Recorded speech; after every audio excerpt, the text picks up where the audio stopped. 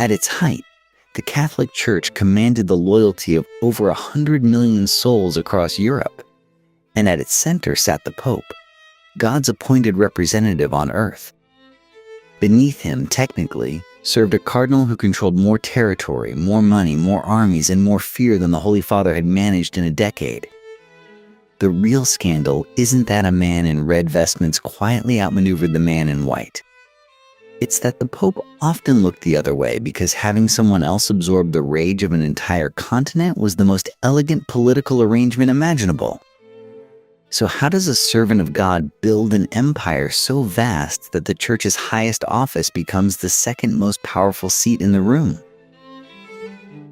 In 1636, the most powerful address in France was not the Louvre. It was the Palais Cardinal, a few streets away, where Armand-Jean du Plessis de Richelieu kept his offices, his art collection, his private theater, and, in a very practical sense, the future of European civilization. The Louvre at that point was drafty and underfunded. The Palais Cardinal had fountains.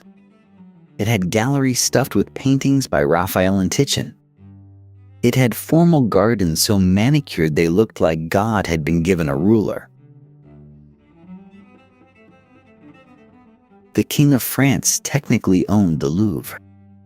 Richelieu owned something more valuable, the room where decisions actually got made.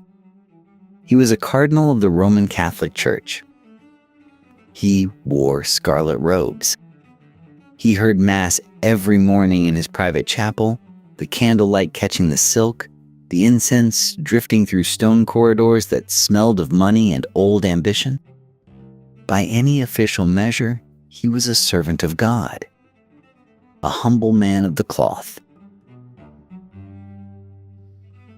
The cloth just happened to cost a fortune. By the time the morning prayers concluded, the real work had already begun. Richelieu maintained a network of informants that stretched from the taverns of Paris to the courts of Vienna, Madrid, and London. His agents were priests and merchants and ladies in waiting, anyone with access to a whispered conversation. Intelligence arrived with breakfast. Diplomatic pressure was applied by lunch. If a European prince was doing something inconvenient, the cardinal would know about it before dinner, and the cardinal would have thoughts. His official title was Chief Minister to King Louis XIII of France. But the relationship was, to put it generously, collaborative in one direction. Louis reigned. Richelieu ruled. The king was not a stupid man, but he understood, with the quiet resignation of someone who has found a smarter person sitting at their desk, that France operated most efficiently when he approved of whatever Richelieu had already decided. Meanwhile, in Rome, the Pope received dispatches about France and read them with the expression of a man who suspects he is being managed. He was right. Richelieu was nominally the Holy Father's subordinate, a shepherd of souls operating within the Church's divine hierarchy. In practice, the cardinal treated Rome roughly the way a competent executive treats a board of directors, with visible respect and complete disregard. He wore the robes of a servant of God while building an empire that made the papacy look like a regional office. Don't worry. It gets worse. For his enemies, anyway. By 1642, when Richelieu died in Paris of what his physicians described as pleurisy and what the rest of Europe described as sheer accumulated consequence, something unusual happened.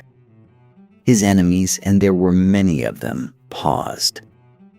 Ambassadors wrote home not with relief, but with a strange, reluctant gravity. Whatever they had thought of the man, they had understood that he was the center of the machine, that the machine had an architect. Europe had lost its true sovereign.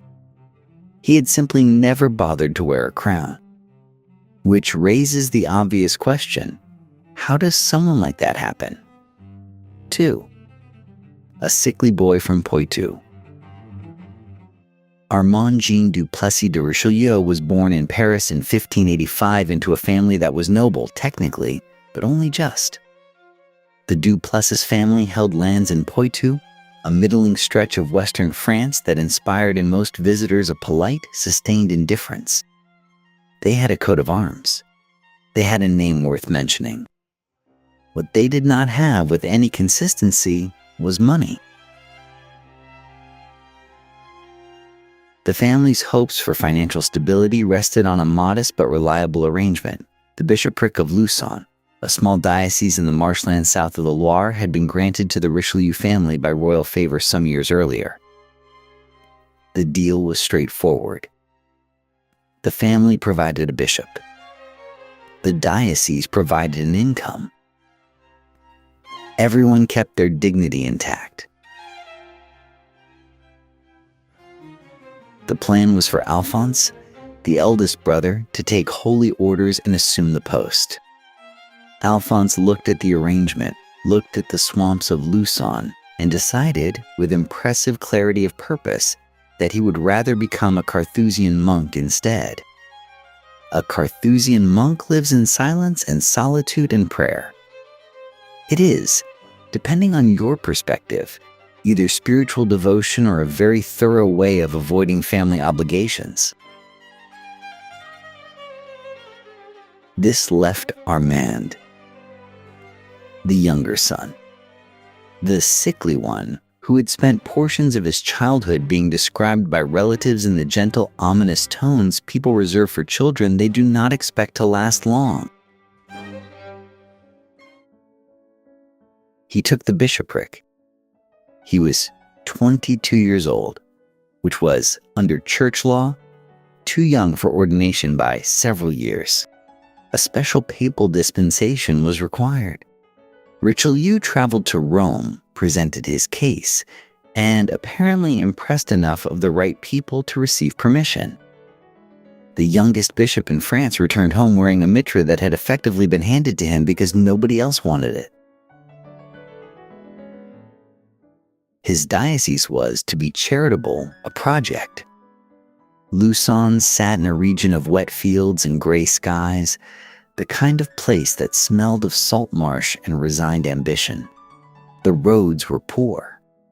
The parish churches were falling apart. The previous administration had left the whole enterprise in a state of cheerful neglect that a more sensitive man might have found discouraging. Richelieu found it instructive.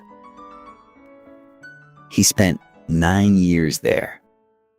He repaired churches, learned administration, studied theology with genuine rigor, and wrote a catechism that was, by contemporary accounts, actually rather good.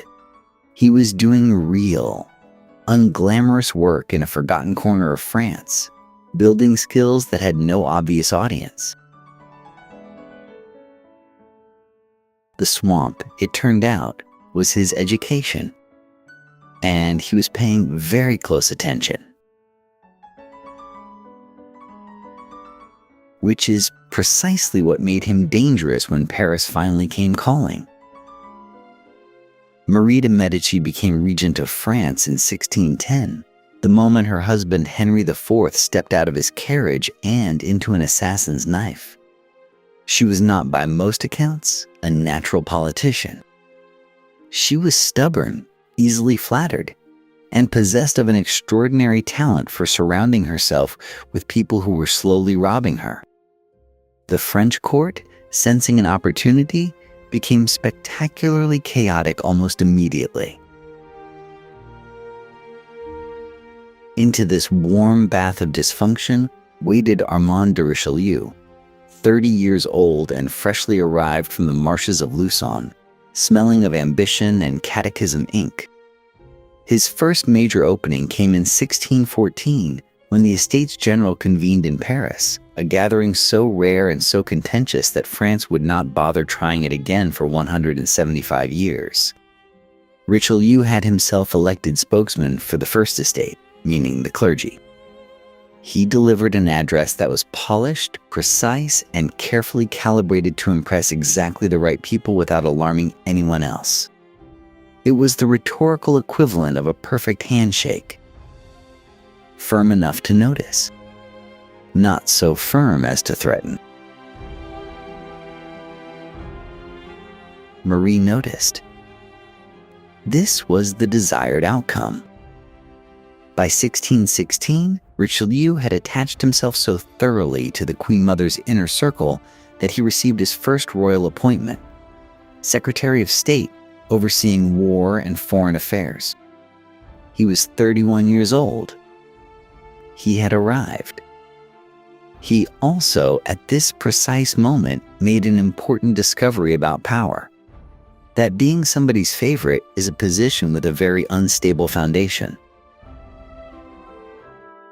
Royal courts run on factions the way kitchens run on fire, useful, essential, and genuinely capable of burning everything down. Richelieu was the Queen Mother's man. Everyone at court knew it, which meant that everyone who disliked the Queen Mother or merely preferred a different arrangement now had a very clear target.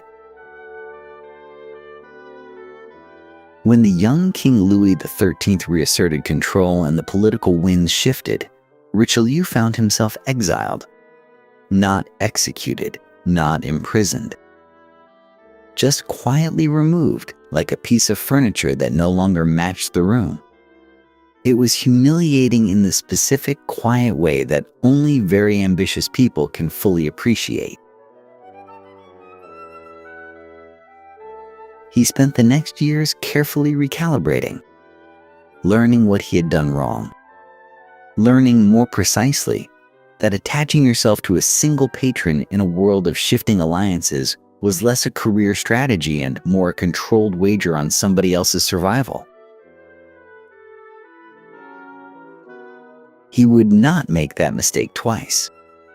The next time Richelieu climbed, he intended to become indispensable not to a faction, but to France itself. The cardinal's hat arrived in 1622 in a box, essentially wrapped in the formality of papal ceremony and the weight of roughly 4 centuries of French ecclesiastical tradition. Red, heavy, wide-brimmed, and spectacular. It was not subtle. It was not meant to be. What the hat actually conferred was interesting. Spiritually, it marked Richelieu as one of the princes of the Church, answerable to God and the Pope, insulated from the ordinary mechanics of royal displeasure. A cardinal could not simply be arrested because a king was having a bad morning. There were procedures, considerations, a certain diplomatic delicacy required. Richelieu had spent years learning that power without protection was just ambition with a timer attached. The red hat was the protection. 2 years later, in 1624, he was named chief minister to Louis XIII. And here the documentary earns its premise. Louis XIII was not a stupid man. That distinction matters. He was, however, deeply melancholic, prone to long silences, suspicious of nearly everyone, and quietly, painfully aware that governing France required a particular ruthlessness he could not personally muster. He was a pious king who flinched at cruelty even when cruelty was politically necessary. This is not a comfortable trait in a 17th century monarch. Richelieu understood this immediately. What developed between them was less a friendship and more an arrangement so honest in its mutual need that it almost qualifies as touching. The king would set the goals. The cardinal would achieve them. The king would not ask too carefully how. In exchange, Richelieu would deliver results that made Louis's reign glitter, and Louis would pretend that the difficult parts happened somewhere out of view in rooms he never entered by methods he never quite confirmed. It was the political equivalent of asking someone else to deal with the spider. except the spider was occasionally a person. The first grand statement of this partnership was the Siege of La Rochelle, which began in 1627 and concluded in 1628 with the city's surrender. La Rochelle was the great Protestant stronghold on France's Atlantic coast, and its Huguenot population had maintained, through a series of royal edicts, not just religious rights but military fortifications, their own army, their own defenses. A state within a state. Richelieu's position was precise and not particularly theological. He had no consuming hatred of Protestants as people. What he had was an acute intolerance for any armed group inside France that answered to something other than the crown. The walls of La Rochelle were not a religious offense. They were an organizational problem. The siege lasted 14 months. Richelieu built a sea barrier to cut off English resupply. The city starved. When it finally opened its gates, Richelieu was characteristically surgical. He stripped the Huguenots of their military privileges while largely preserving their religious freedoms. He wanted submission, not martyrs. Louis watched. Louis approved. Louis felt, one imagines, the particular relief of a man who needed something done and found someone who could do it without requiring him to watch. The arrangement, for now, was working, which meant, naturally, that it was only going to get more complicated. The dike took 4 months to build and stretched nearly 1.5 miles across the mouth of La Rochelle's harbor. Richelieu oversaw it personally, standing on the Atlantic coast in cardinal's robes while engineers drove wooden pilings into the seabed and soldiers hauled stone in the kind of weather that makes you question every life decision you've ever made. The seawall was not a siege tactic. It was a statement.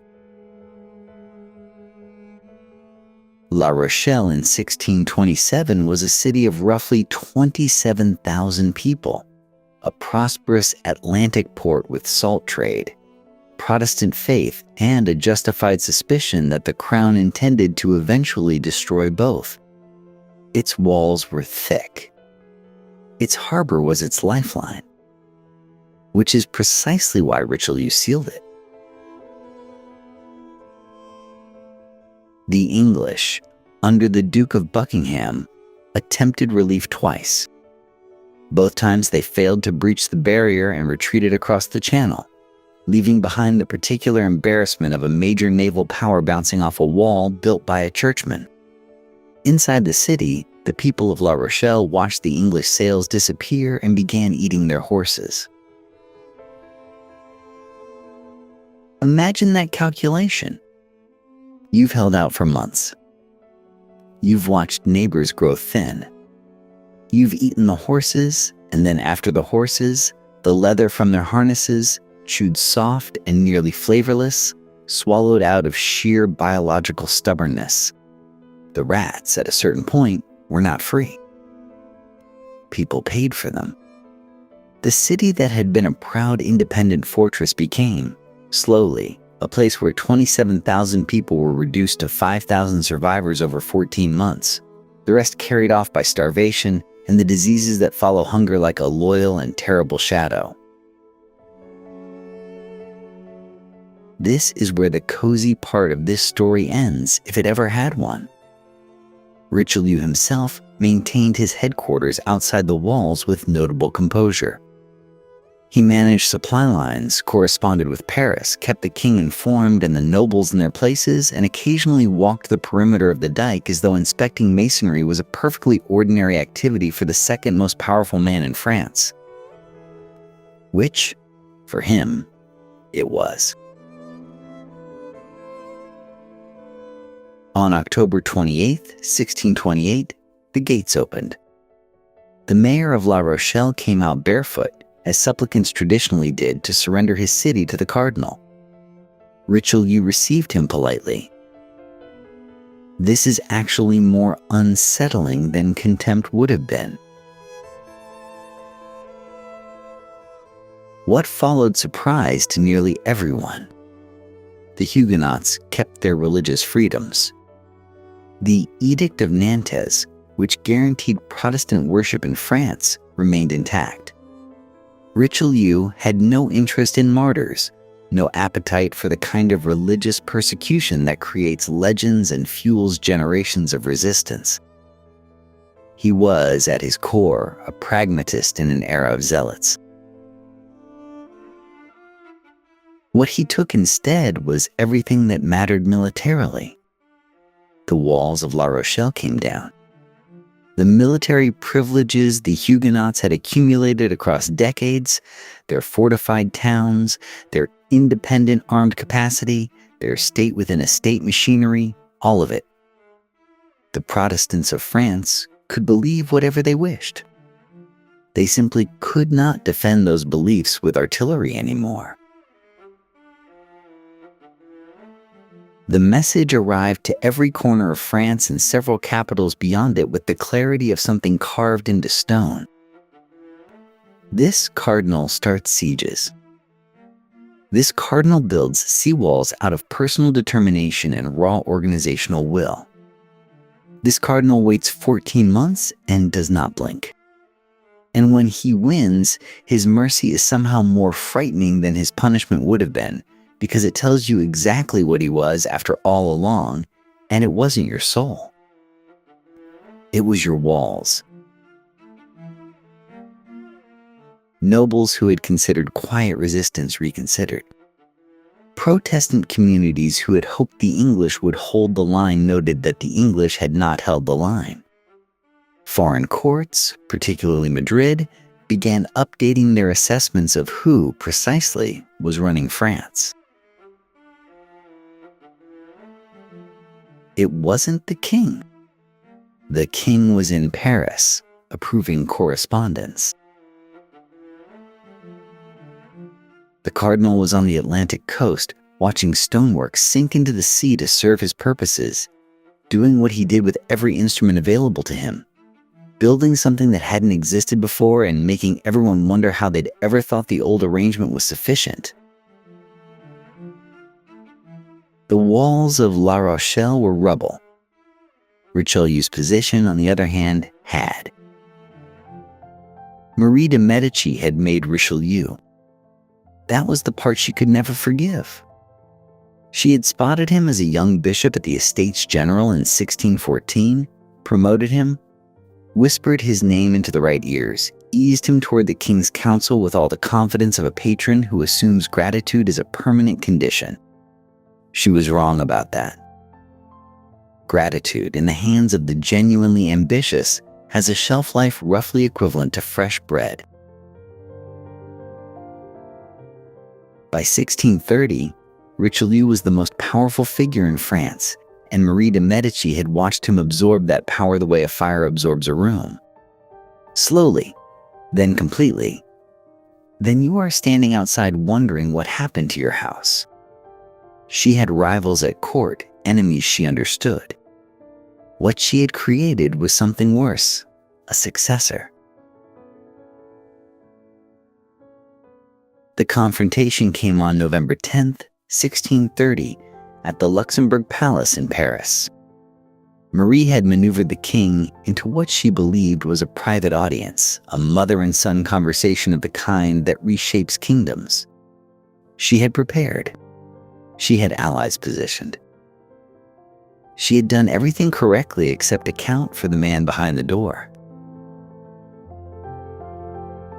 Richelieu had learned of the meeting and entered through a back passage, materializing in the room with the particular timing of someone who has spent 16 years making sure he is in the room. What followed was not a conversation. Marie de Medici, confronted with the man she meant to destroy before he could be warned, abandoned subtlety entirely. She screamed. She demanded Louis choose. She laid it out plainly, which was either very brave or a catastrophic misreading of her son, and in hindsight, history suggests the latter. Louis XIII was not a decisive man. He was anxious, melancholic, more comfortable with hunting than governance, and deeply aware that the machinery of France had a way of running whether or not he personally engaged with it. He listened to his mother's fury. He looked at his cardinal. And then Richelieu wept. This was the performance of his career. The weeping, the trembling, the protestations of loyalty, the absolute theatrical collapse of a man who had just survived the Atlantic coast in cardinal's robes, who had built a wall across a harbor with his personal will, who had reorganized the French state from the inside out. He begged. He offered to resign. He was, by all accounts, utterly convincing. His enemies, watching, were reportedly unsettled by how good he was at it. Louis said soothing things and left. Marie de' Medici celebrated that evening. Her allies celebrated. Word spread through the court that the cardinal was finished, that the Queen Mother had won, that the old arrangement was being restored. Courtiers who had quietly hedged their positions began openly associating with her faction, doing the eternal calculation of proximity to power. They had misread the quiet man who had left the room. That evening, Louis XIII summoned Richelieu and confirmed his position entirely. Not with ceremony, not with public declaration, with the particular Bourbon efficiency of a king who has made up his mind and prefers everyone else to find out gradually. The mother had overplayed. The cardinal had wept at exactly the right moment. The choice was made. The day became known with the specific French wit that names disasters elegantly as the Day of Dupes. The dupes were everyone who had celebrated too early. Marie de' Medici fled France the following year, passed through the Spanish Netherlands, wandered through courts that received her with decreasing warmth, and died in Cologne in 1642, in a house borrowed from a painter, with debts she could not pay. The woman who had been Queen of France, regent, patron of Rubens, and architect of a cardinal's career, ended in a rented room in a German city, which is the kind of biographical detail that sits in your chest like a cold stone. Every courtier in France understood the lesson without being taught it. Richelieu had survived the king's mother. He had wept and won, and watched her leave. Whatever you thought the hierarchy was before November 10th, 1630, you now had your answer. The only question remaining was what he would do with a France that was entirely. The map on Richelieu's desk in the early 1630s told a story he found personally offensive. To the south and west, Spain. To the east, the Holy Roman Empire. Both ruled by Habsburgs, both Catholic, both enormous, and both wrapped around France like hands around a throat. The encirclement was not metaphorical. It was geographical, dynastic, and getting tighter by the decade. Richelieu, a man who understood power the way a carpenter understands grain, looked at this map and made a decision that would scandalize every theologian in Europe and not trouble him in the slightest. He would fund the Protestants. Not quietly. Not through intermediaries obscured enough to provide comfortable deniability. Richelieu would open French coffers to Gustavus Adolphus of Sweden, a Lutheran king of considerable military genius and considerable Lutheran conviction, and point him at Catholic German lands like a weapon. A cardinal of the Roman Church, bankrolling the armies of the Reformation. The theological contortions required to justify this were impressive. The justification Richelieu actually used was simpler. France was France. The Habsburgs were the problem. God, presumably, would understand. This doctrine had a name: raison d'etat, the reason of state.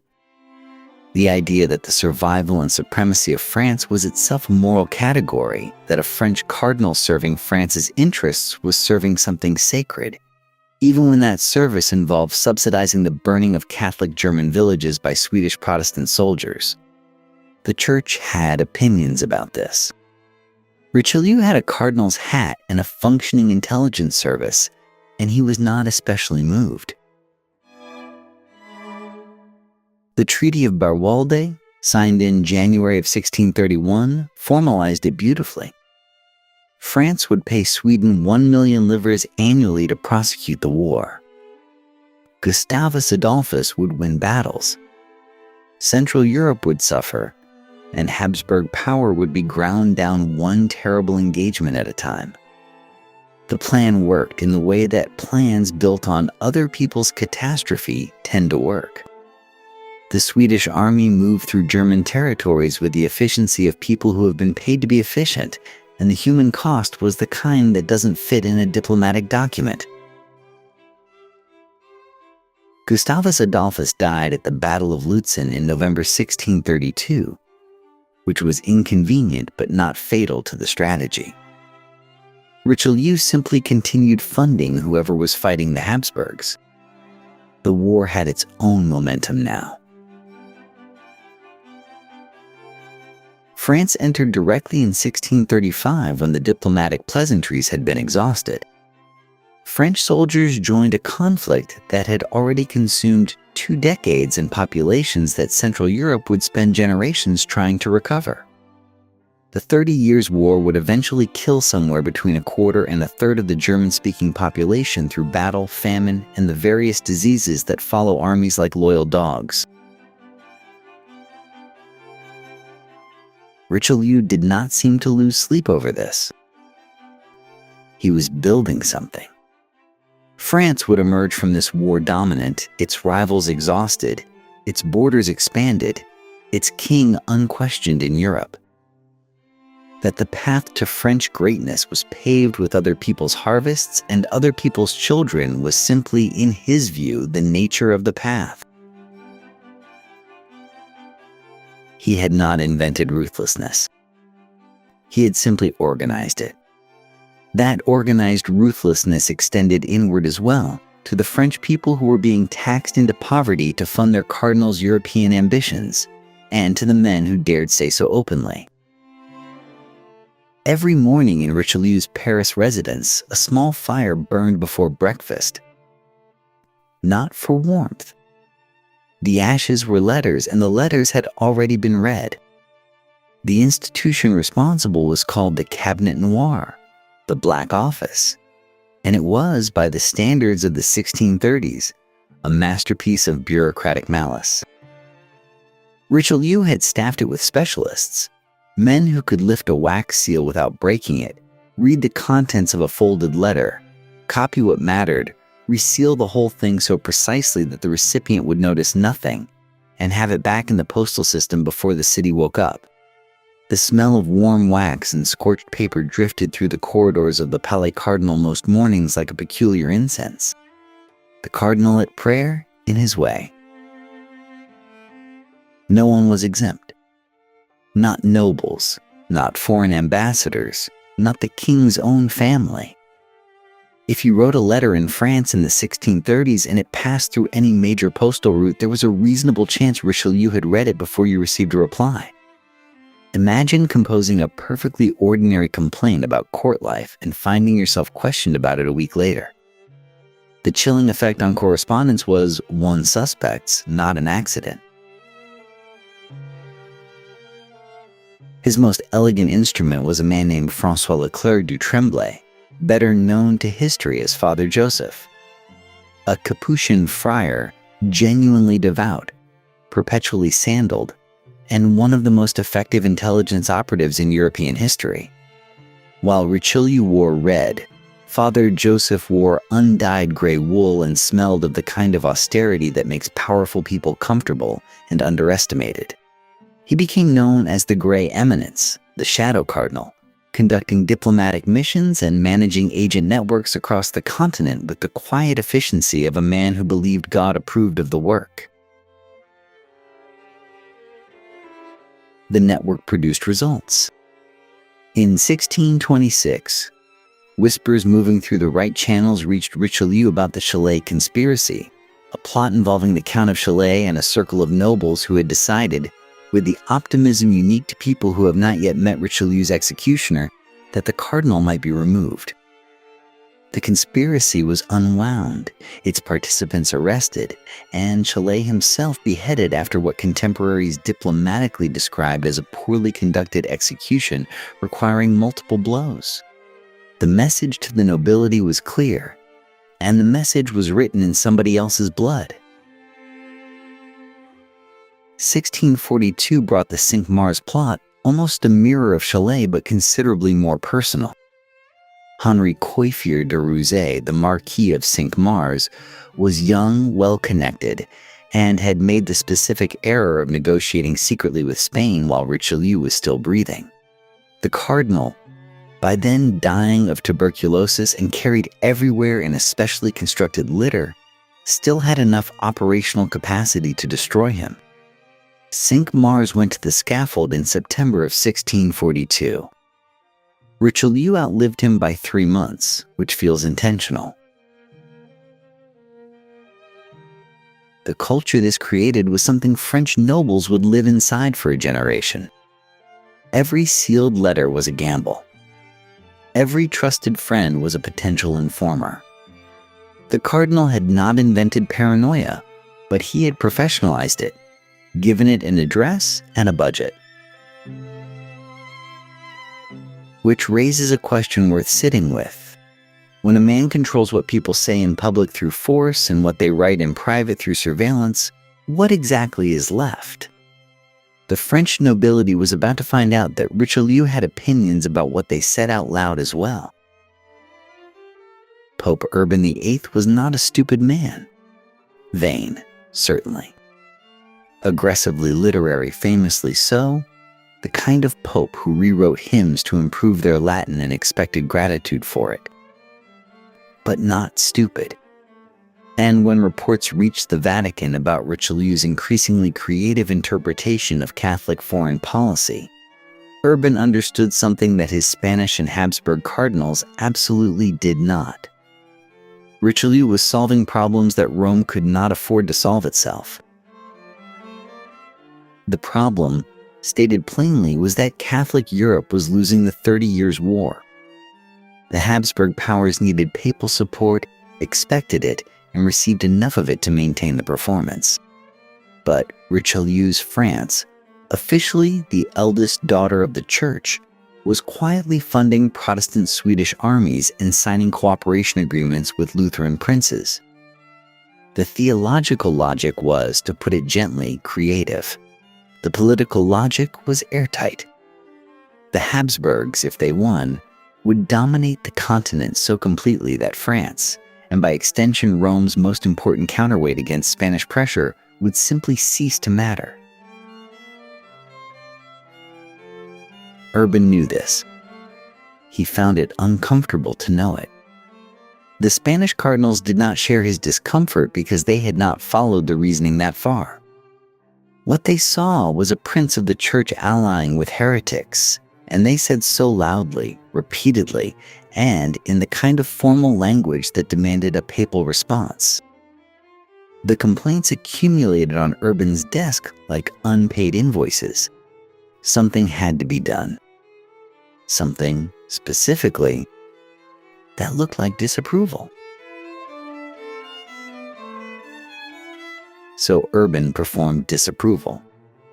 There were pointed letters, diplomatic murmurings, the occasional stern communique, suggesting that perhaps the Cardinal of France might reconsider his more ecumenical partnerships. Richelieu received these communications with the expression of a man deeply troubled by criticism and changed nothing whatsoever. Both parties understood the arrangement perfectly. The reprimand was the point.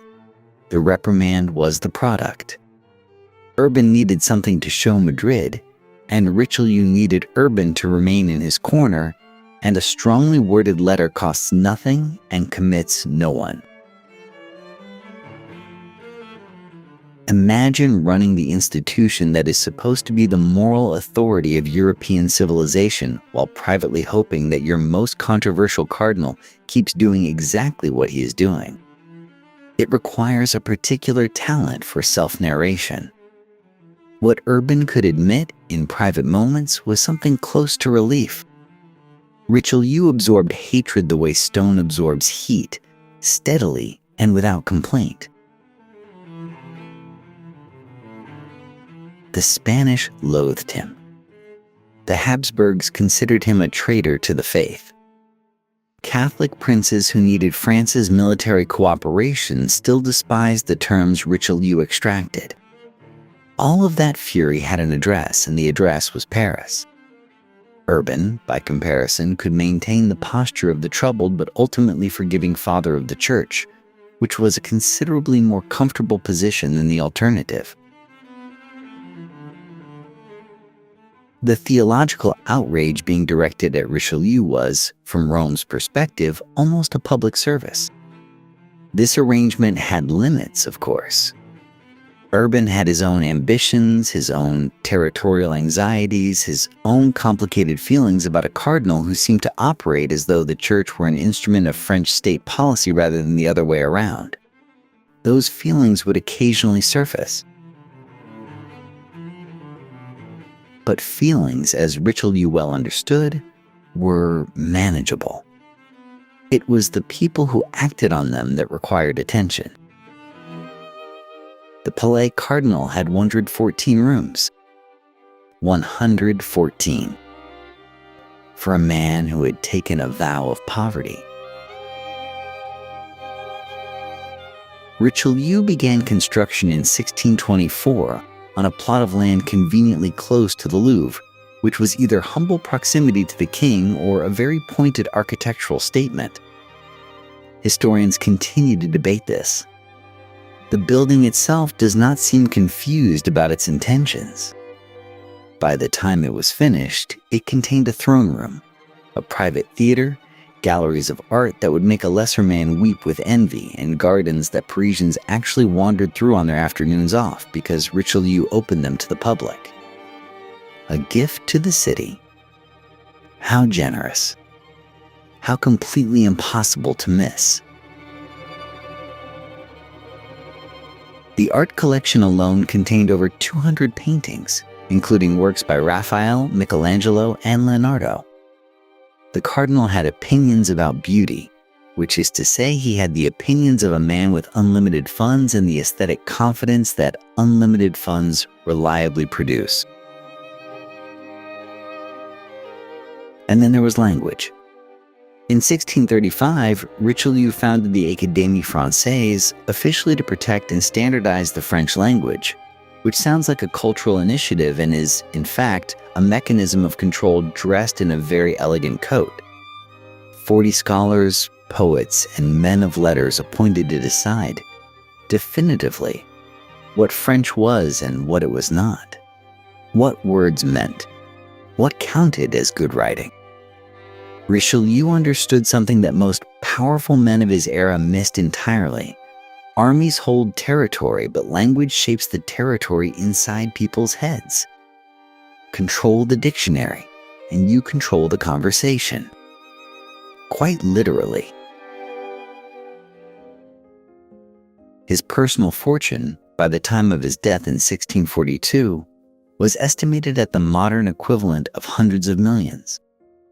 He owned multiple estates, thousands of books, staggering quantities of silver plate, and the kind of wardrobe that does not suggest someone has been meditating on worldly detachment. Here is the irony that history cannot quite get over. This was a cardinal, a man who had at his ordination formally renounced the pleasures of personal wealth. The the church had a great deal to say about the dangers of earthly treasure. Richelieu had taken notes. He had simply interpreted them creatively. He left the Palais Cardinal to the crown upon his death, which was framed as an act of extraordinary generosity and was, from another angle, the final flex of a man ensuring that his name would remain attached to that address forever. It is now called the Palais Royal. He won that one too. But behind all the marble and the masterworks, a man was dying. And that story requires considerably more candlelight. By the winter of 1642, Richelieu was traveling by barge and litter because his body had simply stopped agreeing to horses. This was not a new arrangement. The man had spent the better part of 3 decades in open warfare with his own physiology. Migraines that lasted for days. Ulcers that made eating a negotiation. Recurring fevers that modern physicians, looking back at the pattern, now suspect were the long signature of tuberculosis, politely destroying him from the inside while he was busy restructuring France on the outside. His right arm had become so painful he reportedly had to be fed by an attendant in his final months. The most powerful man in Europe, excepting perhaps the Pope, and definitely excepting Richelieu himself, could not lift a fork. What makes this almost admirably absurd is that he kept working anyway. And then came Cinq-Mars. Henri Coiffier de Rouzet, the Marquis de Cinq-Mars, was 22 years old and the king's favorite companion, which was a position that had historically attracted a certain kind of ambitious, catastrophically overconfident young man. Cinq-Mars decided in the spring of 1642 that this would be an excellent moment to arrange a treaty with Spain, France's sworn enemy, and use it as leverage to remove Richelieu from power. He involved several co-conspirators, wrote down the details, and somehow did not anticipate that Richelieu had spent 2 decades building a surveillance network that would impress a modern intelligence agency. Richelieu, dying on a barge somewhere in the south of France, received the evidence, had it forwarded to the king, and watched from his traveling bed as the conspiracy collapsed. Cinq-Mars was executed in September. Richelieu, in a final touch of characteristic timing, died in December. The 4th of December, 1642. He was 57 years old. A priest administered last rites and asked him the traditional question: did he forgive his enemies? Richelieu answered that he had none, except those of the state. It was a perfect exit line. One suspects he had been holding it for a while. Louis XIII came to him in those final hours, and what passed between them was something neither man could have easily explained. They had governed France together for nearly 2 decades. They had never been friends, not really, not in any uncomplicated sense. Louis had needed him, resented him, occasionally tried to be rid of him, and always come back. Richelieu had served him with total devotion and made sure that service was indispensable rather than optional. It was a partnership built on mutual necessity and sustained, probably, by something that looked like respect and felt like exhaustion. After Richelieu died, Louis was reported to have said, quietly, that he had no idea what he would do now. He was right to be worried. Louis himself would be dead within 5 months. But France would carry on. The machinery Richelieu had spent his life assembling would keep turning, powered now by the ambitions of a child king and another cardinal who had been watching and waiting and taking very careful notes. Cardinal Jules Mazarin had been watching Richelieu operate for years, the way an understudy watches a lead actor, memorizing every gesture, every pause, every method of making a king feel heard while moving him in a predetermined direction. When Richelieu died in December of 1642, Mazarin was ready. He stepped into the role with such seamless continuity that historians still argue about where one man's policies ended and the other's began. The same alliances, the same suppression of noble power, the same patient, grinding commitment to French dominance in Europe. Richelieu had not just built a system, he had found a person to maintain it. Louis XIII died 5 months later, in May of 1643, which is one of history's more pointed editorial comments. The king had spent 2 decades leaning on Richelieu's framework to function, and without it, his body appears to have simply lost interest in continuing. He was 41 years old. His heir, Louis XIV, was 4. Mazarin served as the de facto ruler of France for the next 18 years. The playbook worked. It continued working. A minister who understood power better than the person nominally holding it could, apparently, be replaced with another such minister, and the entire operation would hum along undisturbed. This is Richelieu's most unsettling legacy, and it is not the wars or the spy networks or the crushing of noble rebellions, though those are impressive enough. It is raison d'etat, the idea that the state has interests that exist above any individual, above any morality, above any personal cost. That a minister might do things a king could not be seen to do, and frame the whole arrangement as service rather than manipulation. It was a concept that justified almost anything, and it has never really left the room. Look at any modern government, and you will find someone doing Richelieu's job without Richelieu's title. Chiefs of staff who determine what reaches the executive's desk. Political fixers who make problems disappear before they become problems. Shadow advisors whose names appear in footnotes while their decisions appear in history. The org chart says one thing. The room where things actually happen tells a different story. We remain fascinated by this question, who really holds the power, because we have never fully answered it. Richelieu spent his life demonstrating that a title and actual authority were, at best, loosely related. He was right. He is still right. The cardinal has been dead for nearly 4 centuries. His office, however, is never empty.